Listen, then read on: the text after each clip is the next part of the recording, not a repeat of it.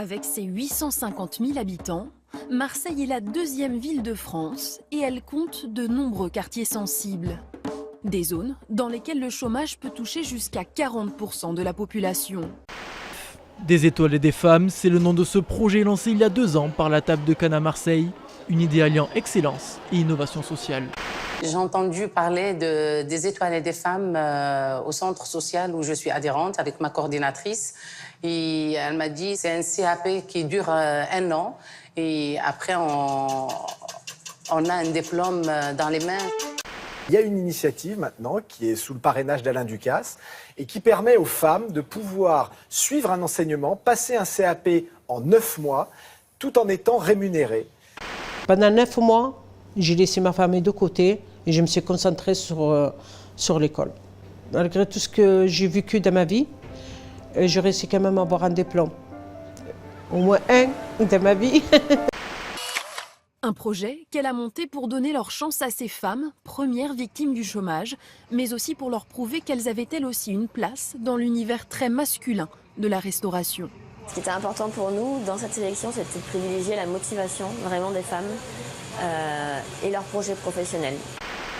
Je lui ai demandé pourquoi elle voulait faire ça, qu'est-ce qu'elle aimait dans la cuisine, est-ce que ça lui faisait pas peur parce que c'était un métier plutôt masculin. Et elle avait un sourire jusque-là en nous disant mais non, pas du tout, moi j'ai envie de faire ça. Pour moi ici, c'est la maison où on apprend tout. Je suis trop contente. Je suis trop contente parce que la vérité, je ne pensais pas qu'un jour j'aurais cette chance. Aujourd'hui, Zora ne restera pas pour assurer le service du midi. Elle accourt avec les autres participantes du projet au lycée hôtelier de Bonneveine. Dans la salle de classe, les élèves ont entre 19 et 53 ans.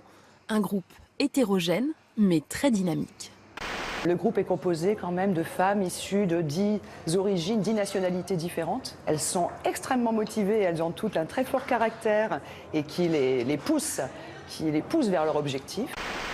Tout un accompagnement est mis en place autour des femmes pour les aider à régler leurs problématiques de garde d'enfants, de logement, de mobilité, ce qui leur permet d'aller au bout de leur formation et de vraiment s'inscrire dans une formation où elles vont durablement s'inscrire dans l'emploi à la sortie.